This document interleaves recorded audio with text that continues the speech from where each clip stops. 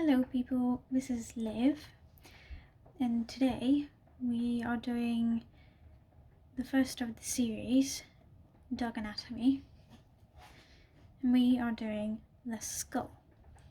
Now this is just a simple depiction of the skull. We will be doing a little bit more on that later, but I first want to start with the simples. I do want it to be beginner friendly. So, first of all, we are going to start with the most obvious, which is the cranium. Now, the cranium here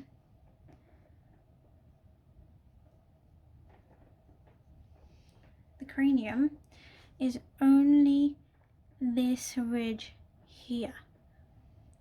That's all that it refers to. This is not the entire skull. This is just the ridge here. What the cranium does is the cranium protects the brain and houses any sensory organs inside the cranium cavity or the cranium space. So if we write that down, cranium is for protection.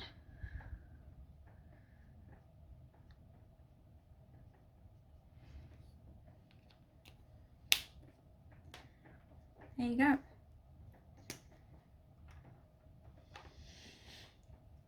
Now, moving on, we are going to the back, and we are referring to the occipital crest, or occipital crest, depending on how you want to say it. I say occipital.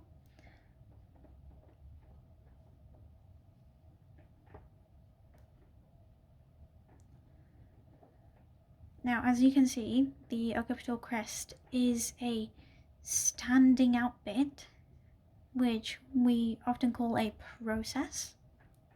So anything that sticks out of the bone is called a process. So this process, because it has a dip, this is where the muscle attachment will go. Now, muscle attachment is very important here because this is where your neck muscles will go. And the neck muscles are the ones that rotate and lift the head. So, the occipital crest is for muscle attachment.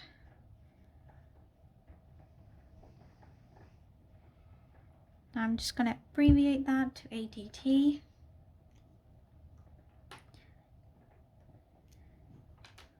Then we are going down and we are going to the tympanic bulla.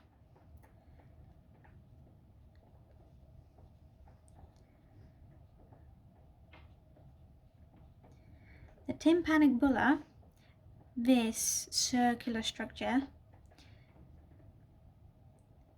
is for the protection of the ear. So the ear canal and all of that. The reason why you need to protect your ear, or a dog needs to protect their ear, is because it's pretty sensitive. And you do want to keep that soft tissue well protected. So that is for protection again.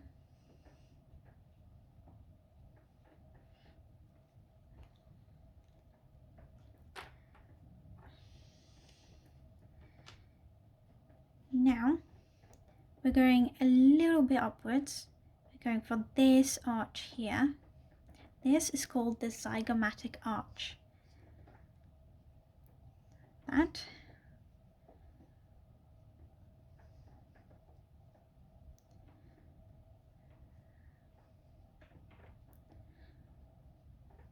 So the zygomatic arch is primarily for muscle attachment, but it is also for the overall structure of the face, and it does protect the eyes, but it's mainly for muscle attachment.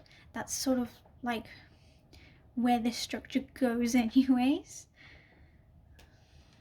So this is for muscle attachment.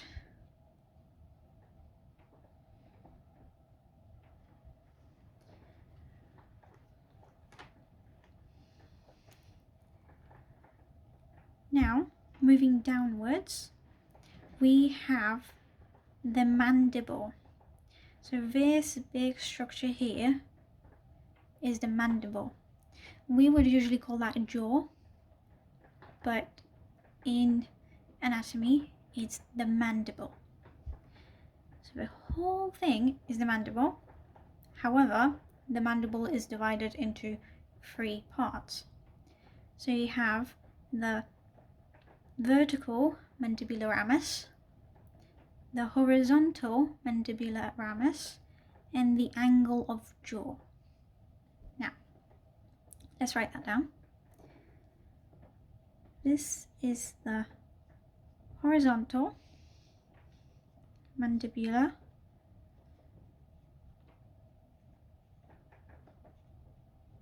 ramus.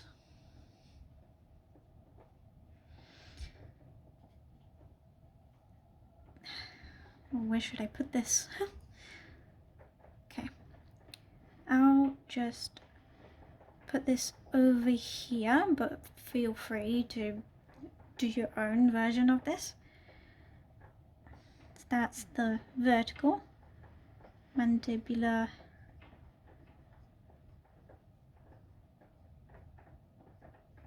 ramus.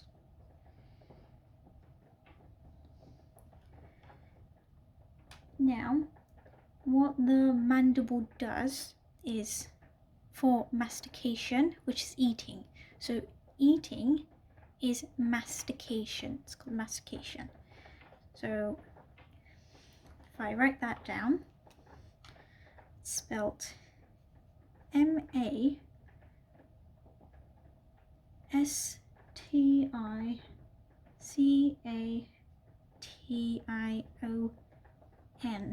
I do struggle a little bit with spelling this word, so don't worry if you do as well.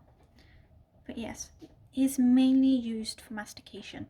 Why it has those little ridges over here, that's for, as we learned with the other ones, muscle attachment. So this is where your jaw muscles would go, and that allows that movement of the jaw.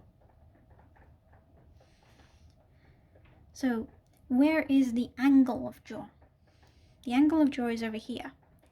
The process of a sticky out bit, the process of the jaw is called the angle of jaw.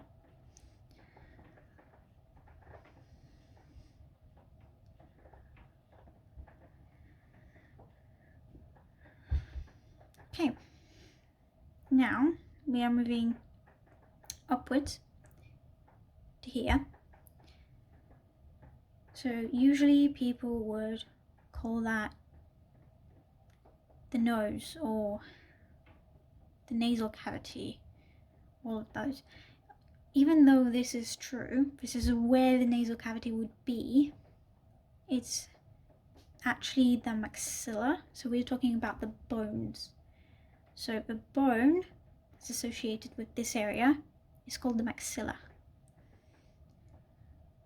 Gosh, a little bit shaky on the hand here.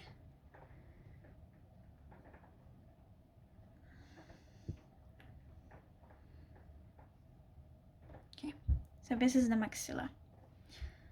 Now the maxilla provides framework for everything that your dog needs in this area.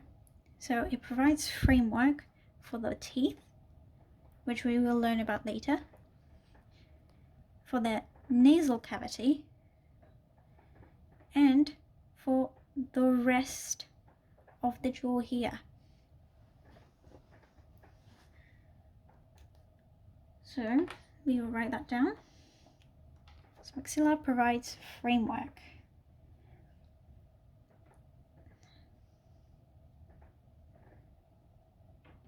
Framework.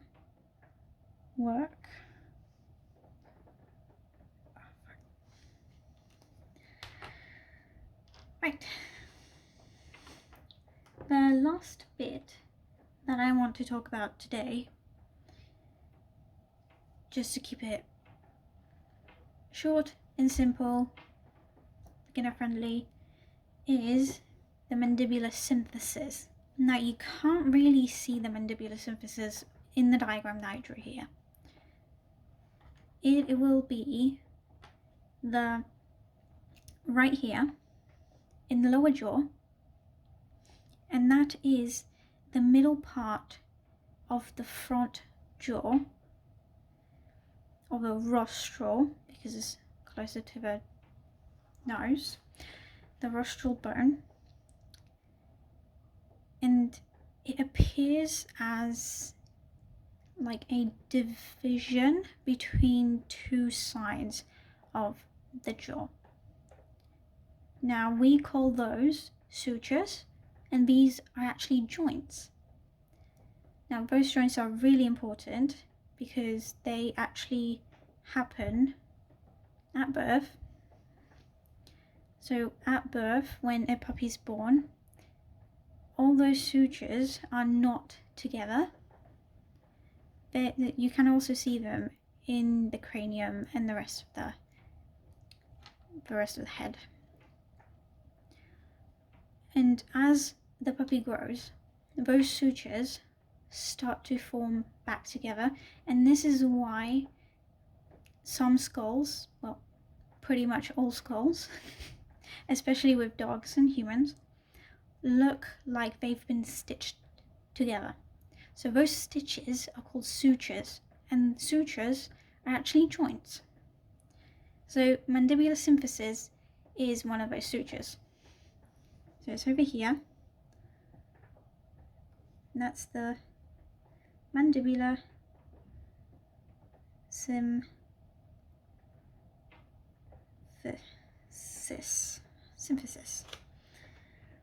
Now, the function of the mandibular symphysis is to hold the two sides of the jaw together, because you don't really want your jaw to be going up and down or side to side and not really joined together. It provides a lot more structure this way. If I were to rub this all off, so if you want to screenshot this, write it down, take a picture, just take your time. You can pause the video if you want to. Okay, I will rub this all off, and I will attempt to draw you a good diagram of the mandibular symphysis, just to let you see. So this is really quick. The drawing that I did previously was premeditated, so it will be better than this one.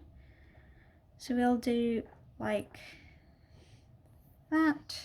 Just a really quick drawing. I'm not going to go into anything. Right, so let's pretend that this is the front of the skull. I'm really sorry. I should have done this beforehand. Okay, so this is the jaw. Now, the mandibular symphysis is right here. Right here.